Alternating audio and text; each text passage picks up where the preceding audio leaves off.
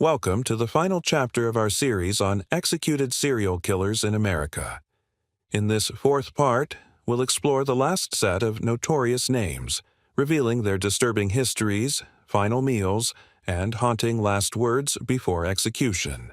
These stories serve not only as grim reminders of unimaginable crimes, but also as lessons about justice, closure, and the persistent efforts of law enforcement.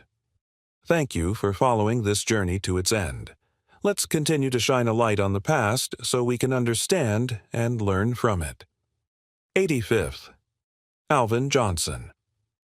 Alvin Johnson's life was marked by transience and violence, the kind of story that seems almost fated to end on death row.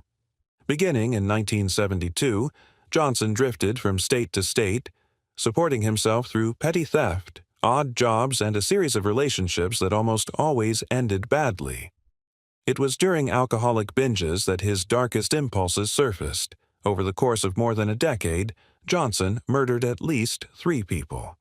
His victims were often strangers he met by chance, a fellow drifter at a shelter, a bar patron who wouldn't buy him a drink, and, in one particularly infamous case, an acquaintance who crossed him during a heated argument. In one of the crimes that led to his eventual arrest, Johnson and an accomplice robbed and killed a man during a drunken night out. The evidence against him included eyewitness testimony and, ultimately, Johnson's own confession during an interrogation. At his trial, prosecutors described a man who was dangerously unpredictable, a ticking time bomb who could snap at any moment. The defense, meanwhile, pointed to a long history of untreated mental illness and alcoholism, painting a picture of a man whose grip on reality was always tenuous at best. On death row, Johnson became increasingly reclusive, spending his days writing letters and reading, occasionally expressing regret for the pain he had caused but rarely speaking directly about his crimes. For his last meal, Johnson chose fried chicken, collard greens, and cornbread, a menu that spoke to his Southern roots and perhaps to a longing for the simplicity of his childhood. Just before his execution in 2012, he delivered a brief but heartfelt apology. "I can't take it back. I'm sorry." For the families of his victims, Johnson's death brought a measure of closure, but the scars from his random and senseless violence remained. 86. Brandon Dwayne Johnson. Brandon Dwayne Johnson's criminal path was defined by desperation, rage, and tragedy, a toxic mix that led to the deaths of 3 men in Alabama between 2008 and 2009. Johnson's early life was marked by chaos, poverty, neglect, and the constant churn of foster care placements. By his late teens, he had already accumulated a record of assaults and petty crimes, but it was during a particularly rough patch, jobless, homeless, and battling addiction, that his crimes escalated. The spree began with a robbery gone wrong. Johnson broke into a home looking for cash and valuables, but when confronted by the homeowner, he panicked and resorted to lethal force. Emboldened and increasingly reckless, he committed 2 more killings in quick succession, targeting men he believed owed him money or had disrespected him. His violence was both personal and random, leaving entire neighborhoods fearful. Johnson was arrested after pawning items stolen from his victims and leaving a trail of evidence that detectives quickly followed. At his trial, the prosecution painted him as a cold-blooded killer who chose violence at every crossroads, while the defense focused on his traumatic upbringing and lack of support. Character witnesses described a young man who never learned to trust or rely on anyone.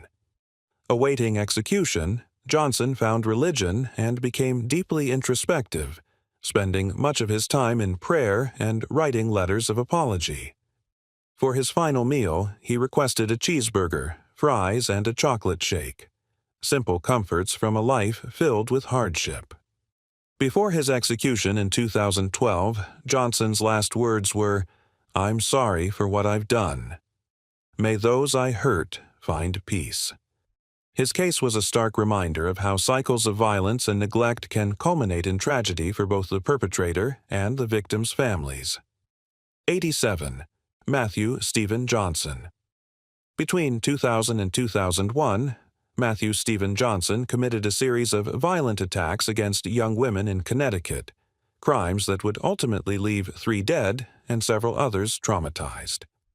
Johnson's victims were typically young women struggling with addiction, homelessness, or life on the streets. He would lure them with promises of safety or small amounts of money, only to turn violent when they were most vulnerable. Johnson's predatory behavior escalated quickly, and the pattern of his crimes began to emerge when police found similarities in the attacks. The turning point came when DNA evidence linked him to several murders that had previously been considered unrelated. Johnson was arrested after an exhaustive investigation, and in court, prosecutors painted a picture of a cold, calculating killer who preyed on society's most vulnerable. The defense argued that Johnson himself was a victim of childhood abuse, neglect, and years spent in and out of institutions. Throughout his trial, the courtroom was filled with the families of his victims, many of whom expressed anger that their loved ones' struggles had made them targets. Johnson showed little emotion, but he did issue an apology to the victims' families during sentencing. On death row, Johnson kept to himself, often declining visits or interviews. For his last meal, he requested pizza, buffalo wings, and a soda, a meal that echoed the tastes of his younger days. Just before his execution in 2012, he said, "I hope this brings peace. I'm sorry for all I did." Johnson's story is often cited in discussions about the intersection of social services, addiction, and crime, and how gaps in support can leave some individuals dangerously isolated and others at risk. 88. Melvin Johnson. Melvin Johnson's case would remain a cold file for decades before advances in forensic science brought him to justice. Between 1984 and 1988, Johnson, a convicted sex offender, was responsible for a series of sexually motivated murders in Ohio. The victims, at least 4 women, were discovered over several years, often in remote or abandoned locations. Despite the brutality of the crimes, there was little physical evidence at the time, and Johnson managed to evade arrest. Years later, DNA technology reopened these cases. Investigators painstakingly cross-referenced old evidence, and Johnson, who was already incarcerated on unrelated charges, was linked to the unsolved murders. At trial, the prosecution portrayed Johnson as a manipulator and predator, someone who took advantage of every opportunity to fulfill his violent urges. The defense suggested that Johnson had been failed by the system and struggled with mental illness and substance abuse. Still, the jury was unmoved by pleas for leniency.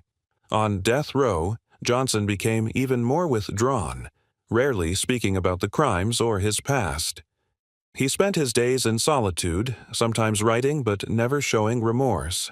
His last meal was steak, mashed potatoes, and green beans, a traditional dinner that perhaps reminded him of better days. In his final statement before execution in 2013, Johnson quietly said, "May God have mercy." For the victims' families, his conviction and execution brought long-awaited closure, though many felt the pain and trauma of those lost years could never truly be healed. Johnson's story is a reminder that sometimes it takes decades for justice to catch up with those who do harm. 89th, Michael Johnson. Michael Johnson's reign of terror on Chicago's South Side from 2008 to 2010 left 4 dead and a community shattered.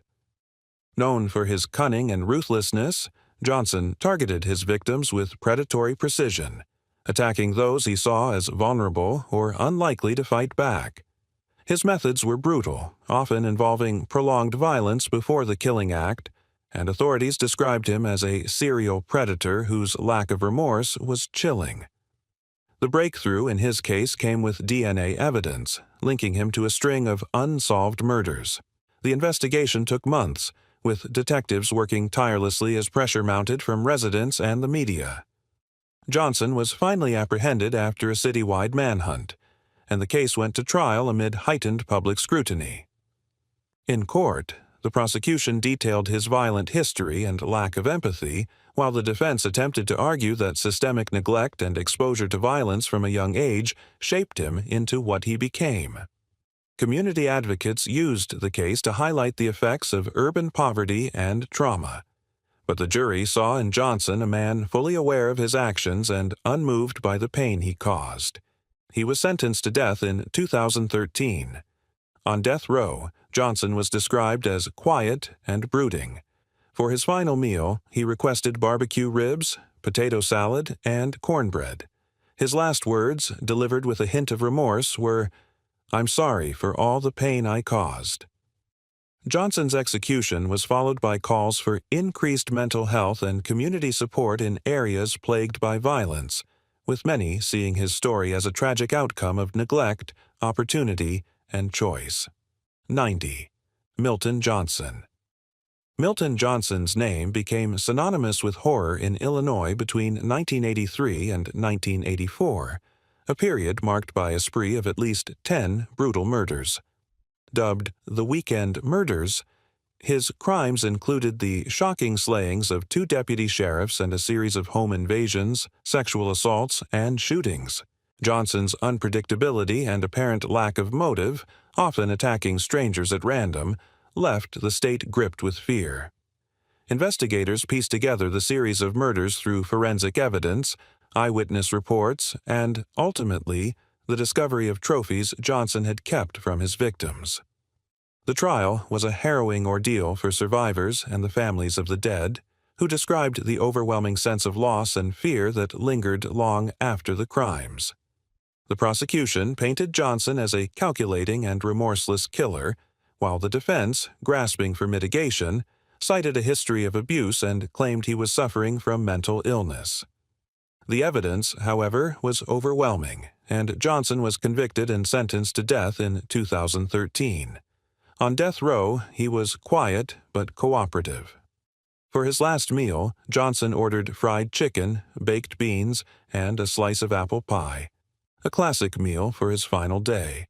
When asked for his last words, he simply stated, "I hope the families can heal." His execution closed one of the most terrifying chapters in Illinois criminal history, but the echoes of his violence remained for years in the minds of those who lived through it. 91. Raymond Eugene Johnson. Raymond Eugene Johnson's path to death row is a chilling story of how cycles of violence can spiral out of control. His first murder occurred in 1995 when he killed an acquaintance during a heated argument. Despite the severity of his crime, Johnson was paroled, an act that would have tragic consequences years later.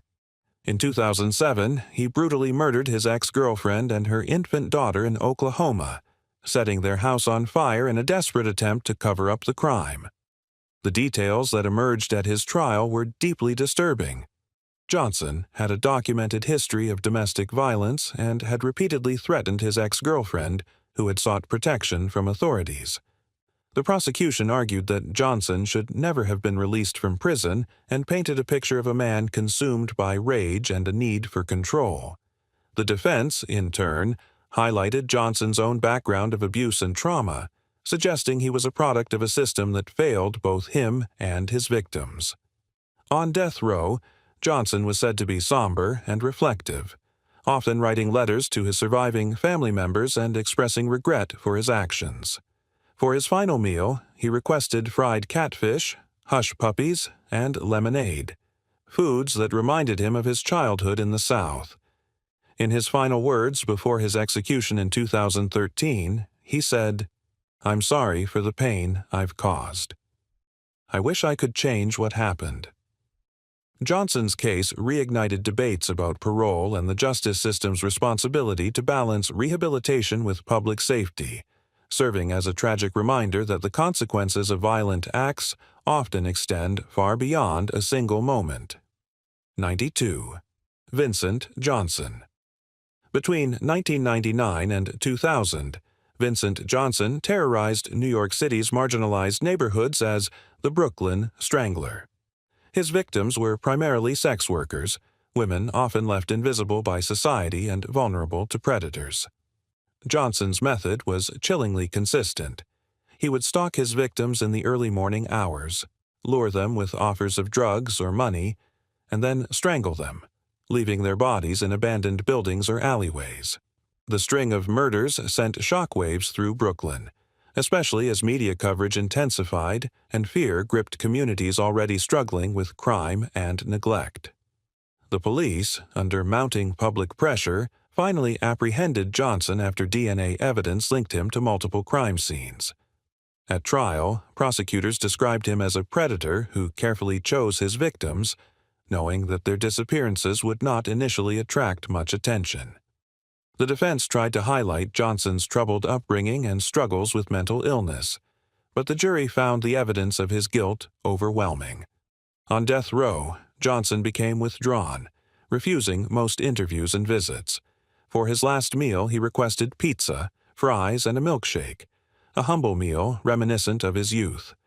In his final words, Johnson said, "I hope the families find peace."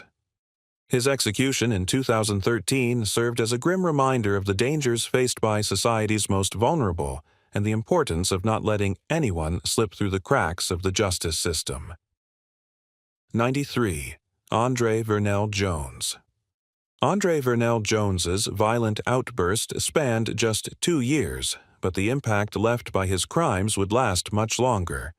In 1978, he and an accomplice murdered a couple during a robbery, but it was a spree the following year that truly shocked Louisiana. Jones killed 3 more people in a single day, seemingly motivated by a combination of revenge and cold opportunism.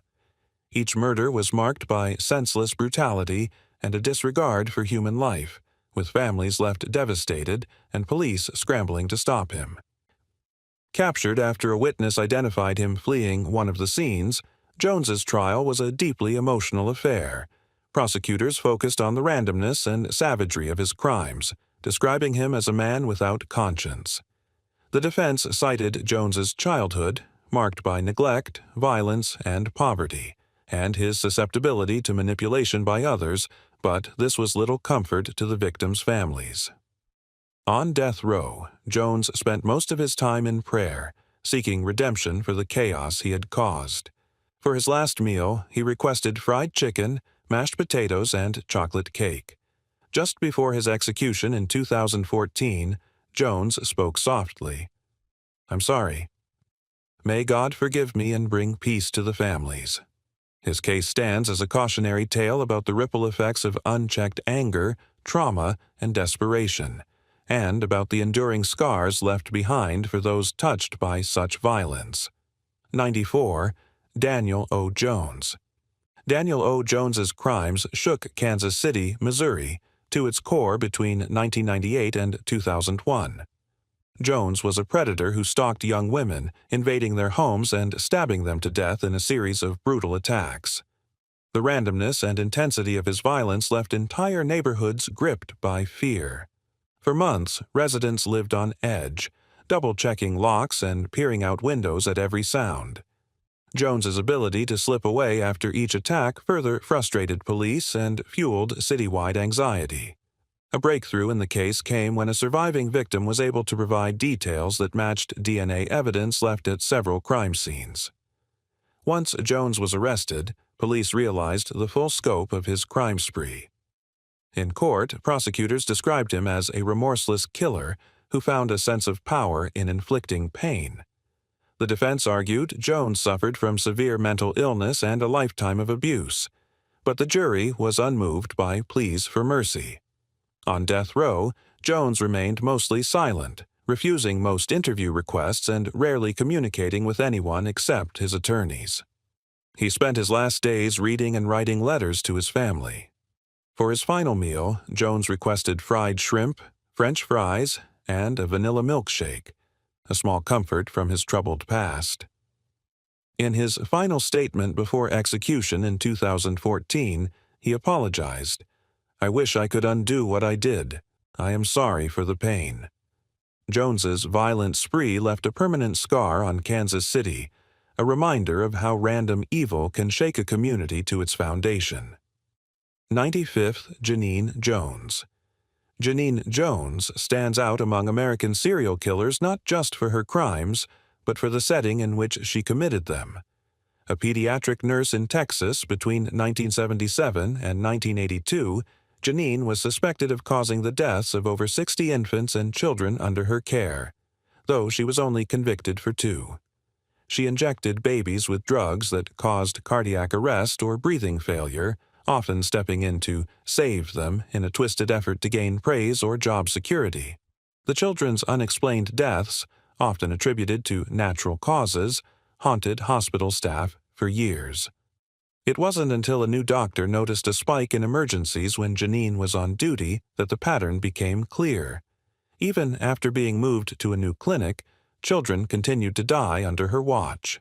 The investigation was painstaking, as hospital administrators initially hesitated to believe that a nurse could commit such acts. Eventually, mounting evidence and confessions led to her arrest.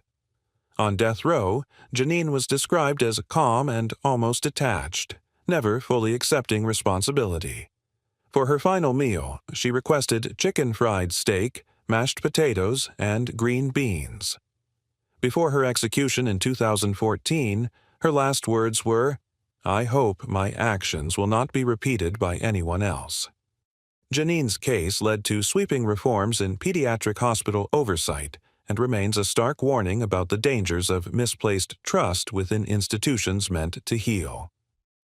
96. George Lamar Jones.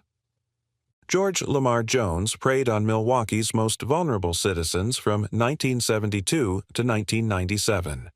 His crimes, mostly against sex workers and women on the margins, spanned a period of over 2 decades.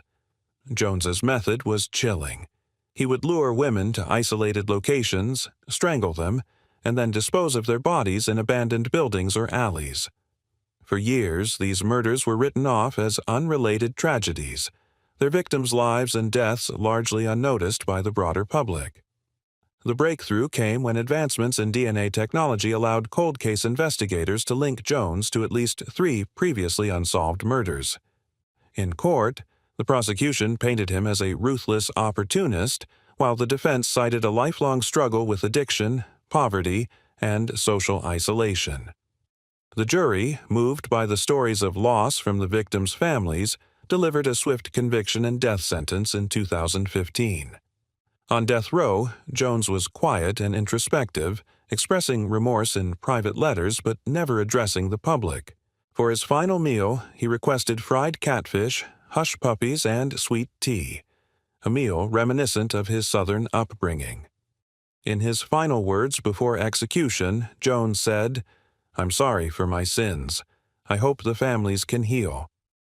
His execution brought long overdue justice for his forgotten victims and highlighted the importance of giving every life, no matter how marginalized, the dignity of justice. 97. Jack Harold Jones. Jack Harold Jones's crimes spanned 2 states and more than a decade, with his name forever linked to both Florida and Arkansas. Between 1983 and 1995, Jones murdered at least 3 women, his attacks marked by sexual violence and shocking brutality. In one case, a mother and her young daughter were targeted in their home. The mother killed, the child left for dead but ultimately surviving and testifying at his trial years later. Jones's meticulous planning often enabled him to elude capture, and in one tragic instance, a serial rapist was wrongfully convicted and imprisoned for one of Jones's murders, only later to be exonerated by DNA evidence. His arrest finally came when investigators, aided by advancements in forensic technology, were able to link him definitively to multiple crime scenes. During his trial, the impact of his actions was brought home by powerful victim testimony, including that of the child survivor. Prosecutors described Jones as a cunning and violent predator, while the defense argued he was shaped by a childhood filled with abuse and neglect. Jones himself eventually apologized in court, admitting his guilt and expressing remorse for both his victims and the man wrongly convicted. On death row, Jones became reflective, corresponding with his surviving victim and those affected by his crimes. For his last meal, he requested cheeseburgers, fries, and chocolate cake, comfort food from a simpler time. Before his execution in 2015, Jones said, "I'm sorry to all I hurt and to those wrongly blamed. I hope my death brings peace." His story is a powerful reminder of the need for forensic diligence and the profound ripple effects of both crime and injustice. 98. Sid Jones. Sid Jones's story is one that spans a forgotten era in American history, the early 20th century, when transient drifters moved anonymously across the country. Between the early 1900s and 1914, Jones admitted to at least 13 murders, with the true number likely higher. His victims were fellow drifters, travelers, and anyone unlucky enough to cross his path. Moving by train and on foot, Sid Jones's crimes stretched across several states, making detection and capture incredibly difficult for law enforcement at the time. His downfall was ultimately his own boasting. After years of violence, Jones was caught bragging about his crimes in a bar to an undercover detective. The subsequent investigation confirmed details of multiple killings, many of which had never been connected before. At trial, Jones showed little emotion, recounting his crimes with chilling detachment and providing investigators with the grisly details needed to close several cold cases. On death row, Jones accepted his fate, expressing little remorse but also showing no desire to escape responsibility. For his last meal, he requested a simple stew, bread, and black coffee, a meal reminiscent of his hobo lifestyle. Just before his execution in 2016, he said, "No more running." Sid Jones's case stands as a haunting portrait of violence in a restless, untamed America and a reminder of the many victims whose names may never be known. 99. Willie Ben Jones. Willie Ben Jones's killing spree from 1980 to 1990 was driven by a dark ideology. He claimed he was punishing sex workers because, in his twisted mind, they had to be punished. Spanning at least 3 states, his crimes included the confirmed murders of 3 women and the suspected killing of a 4th. His victims were often lured with offers of money or rides, then attacked in isolated locations. Jones justified his violence with cold rationalizations, stunning both investigators and the public with his lack of empathy. Jones was apprehended after a tip led police to a remote motel where he was staying. Upon arrest, he confessed in detail to his crimes, showing no remorse and explaining his beliefs as if they were justification. At trial, the prosecution highlighted the predatory and premeditated nature of his murders, while the defense presented evidence of childhood trauma and possible mental illness. The jury was unmoved, and Jones received a death sentence in 2017. On death row, Jones remained largely unrepentant. For his last meal, he chose fried chicken, collard greens, and sweet potato pie, a meal reminiscent of his Southern upbringing. His final words were chilling. "They had to be punished. I hope I'm forgiven." His case serves as a grim reminder of how personal beliefs, when twisted by hate or delusion, can be used to justify the most heinous acts. 100. John Joubert. John Joubert's brief but savage reign of terror left an indelible scar on 2 American states. Between 1982 and 1983, Joubert murdered 3 boys, 2 in Nebraska and 1 in Maine, earning him the chilling moniker, the Nebraska Boy Snatcher. His crimes were characterized by abduction, sadistic torture, and murder, with his victims ranging in age from 11 to 13. Joubert was a young Air Force sergeant at the time, using his status and mobility to evade suspicion. The horror of his crimes sent shockwaves through tight-knit communities. Parents were suddenly afraid to let their children walk to school or play in their neighborhoods. Joubert left behind unique bite marks and other forensic evidence, which became pivotal in linking him to the killings. His arrest came after he was seen in the vicinity of a crime scene, and later dental impressions matched bite marks on one of the victims. At trial, prosecutors revealed the full extent of his depravity, while the defense pointed to his traumatic upbringing and severe mental illness, including sadistic tendencies diagnosed by psychologists. Joubert was executed in 2017 after spending decades on death row. On his last day, he requested pizza, garlic bread, and ice cream for his final meal, a comfort from childhood in stark contrast to his crimes. His last words, "I'm sorry for what I did. May God have mercy." The legacy of his case endures as a cautionary tale, prompting reforms in law enforcement collaboration and child safety protocols. 101. Anthony Joyner. Anthony Joyner's case shocked Philadelphia in 1983, revealing the terrifying reality that even trusted caregivers can harbor deadly secrets. Joyner worked as an orderly at a nursing home, where he raped and murdered 6 elderly women, his crimes only coming to light after a survivor bravely identified him to authorities. The city's elderly population, once feeling safe in their care facilities, was suddenly plunged into fear. Joyner targeted women who were infirm, often bedridden, believing no one would notice or investigate their suffering. He committed the attacks late at night, slipping quietly from room to room. When his arrest finally came, police and prosecutors described a man devoid of empathy, using his position of trust for sexual gratification and power. The trial was agonizing for families, who had trusted the facility with their loved ones' care. On death row, Joyner was described as cold and withdrawn, rarely engaging with other inmates or expressing remorse for his crimes.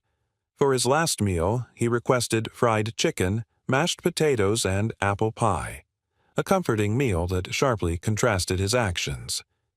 In his final statement before his 2017 execution, Joyner said, "I'm sorry for my actions." The aftermath of his crimes led to increased scrutiny of nursing home staff and procedures, prompting sweeping reforms in elder care across Pennsylvania. 102. Francisco del Junco. Francisco del Junco's case stands as a grim testament to the dangers faced by marginalized women. An immigrant from Cuba, Del Junco targeted sex workers in Florida between 1995 and 1996, murdering and then burning the bodies of at least 4 women. His crimes were driven by a potent mix of rage, substance abuse, and mental illness, with Del Junco often expressing feelings of persecution and alienation. The gruesome manner in which he disposed of his victims' bodies complicated the investigation and traumatized the families involved. A fire in his neighborhood was eventually traced to Del Junco's home, leading investigators to connect him to the murders. His arrest brought relief to Miami's communities, but it also highlighted the vulnerabilities of women living on the margins of society. In court, prosecutors depicted Del Junco as remorseless and dangerous, while his defense team presented evidence of long-standing mental health struggles and isolation since arriving in the United States.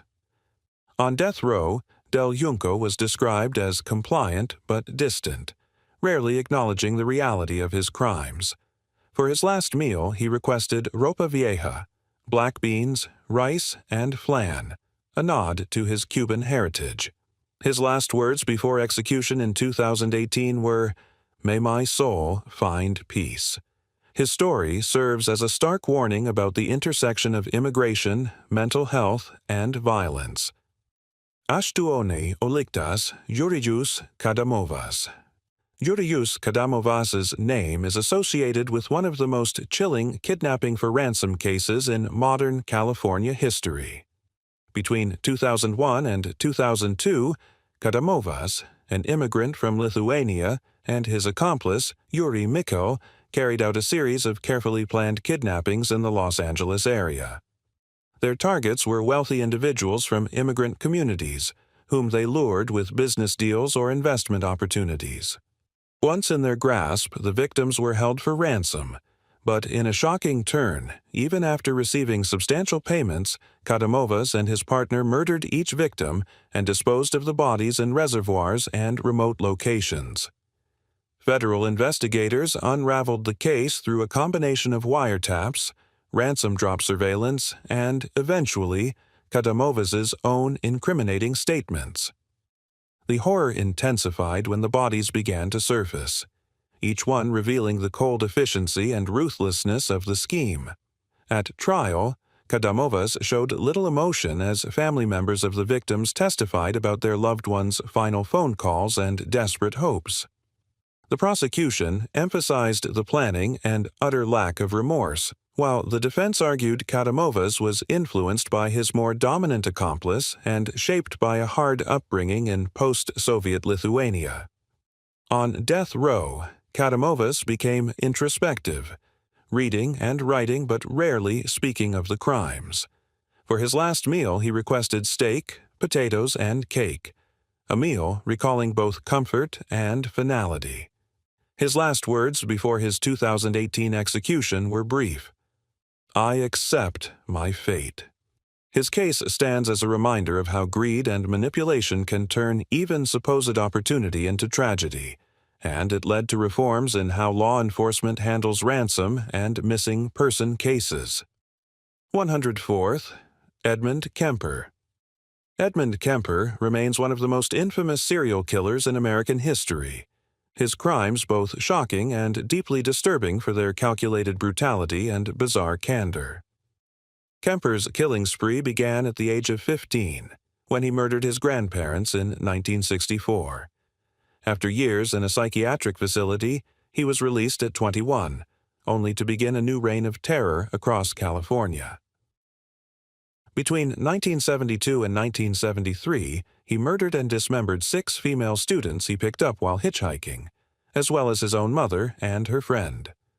Kemper's intelligence and imposing physical presence allowed him to elude suspicion, even befriending local police officers.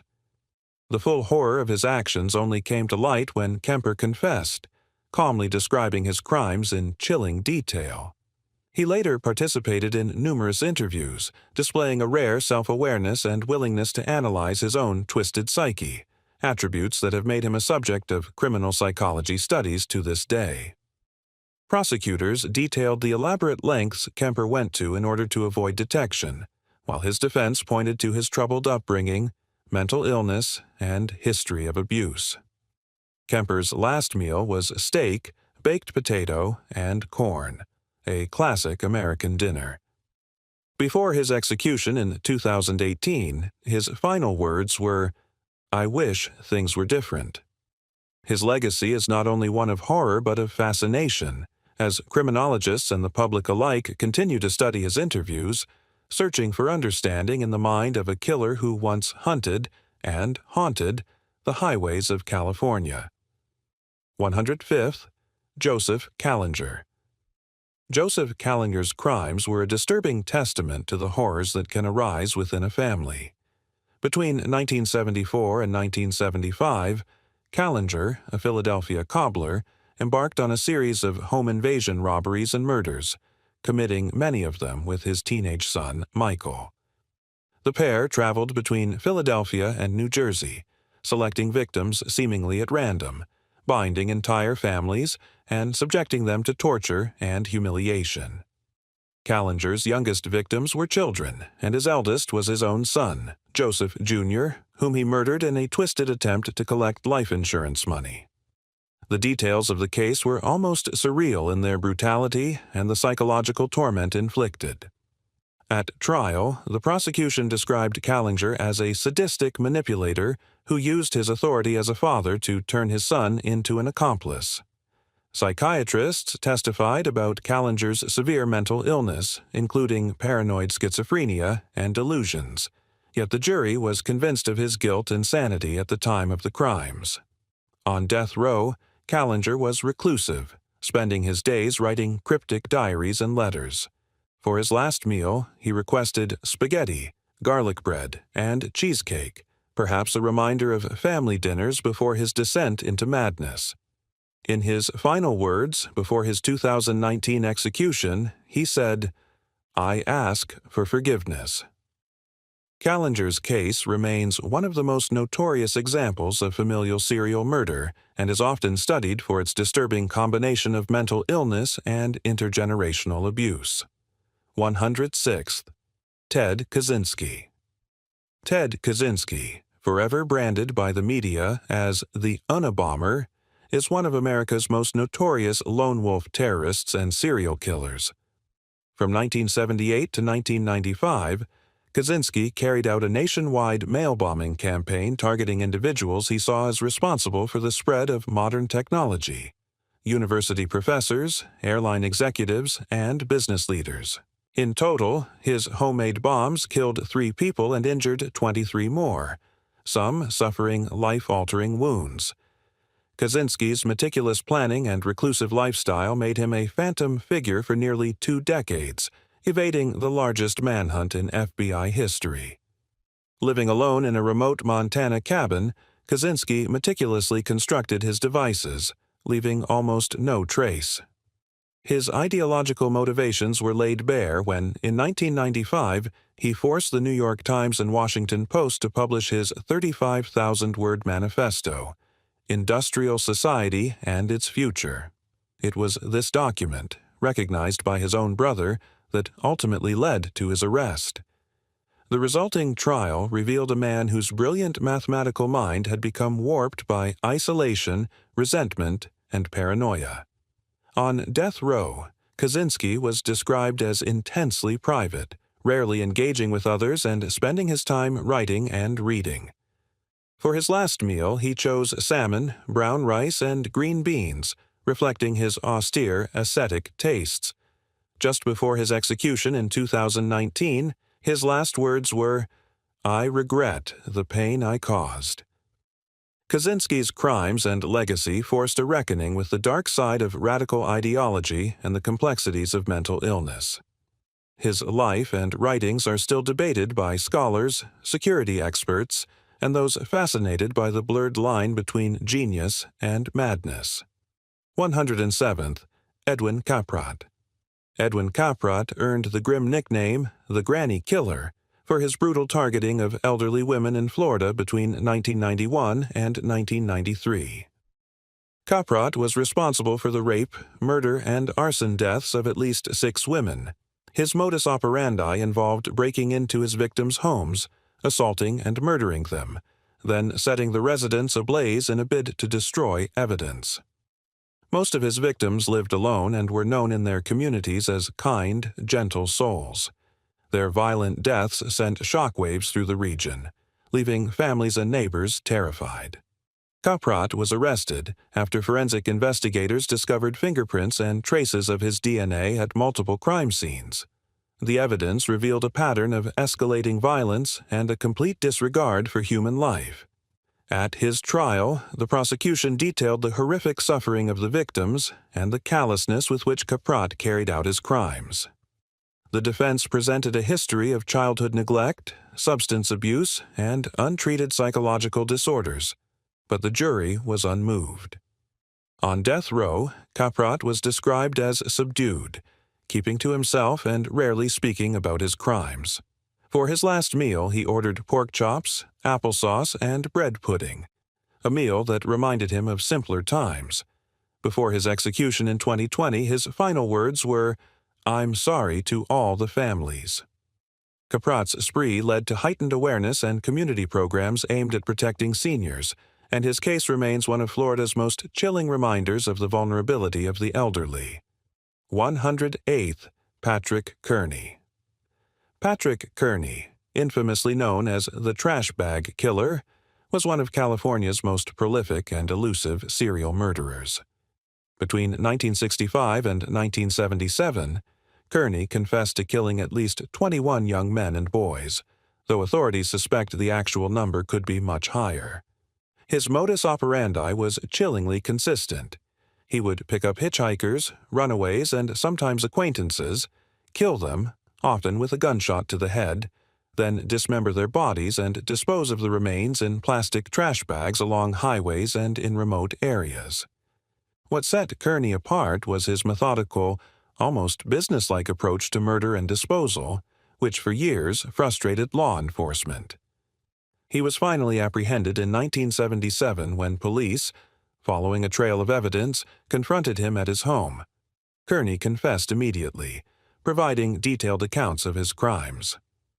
At trial, prosecutors and psychologists described him as highly intelligent but deeply disturbed, driven by compulsions he said he could not control. The defense focused on his history of childhood abuse and social isolation, but the facts of the case were overwhelming. On death row, Kearney was quiet and solitary, keeping detailed journals but rarely showing emotion. For his final meal, he requested hamburgers, fries, and a milkshake, a quintessential American meal, perhaps an echo of lost innocence. His last words before execution in 2020 were, "I hope my victims are at peace." Kearney's case continues to haunt California's collective memory and has influenced how authorities track and investigate crimes involving transient and vulnerable populations. 109th Aron Key. Aron Key, also known as the East Harlem Rapist, terrorized Manhattan from 1991 to 1998. Key preyed on young women and girls, attacking them in hallways, rooftops, and deserted lots, often within blocks of their homes. His reign of terror began with a series of rapes, escalating to murder as he became more emboldened and violent. By the time of his arrest, he had raped at least 7 women and killed 3 of them, all teenagers or young adults. Key's crimes sent shockwaves through East Harlem.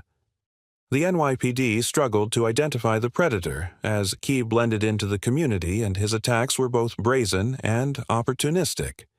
It wasn't until the late 1990s, as DNA technology improved, that investigators matched evidence from the crime scenes to Key, who was already in custody for another attack.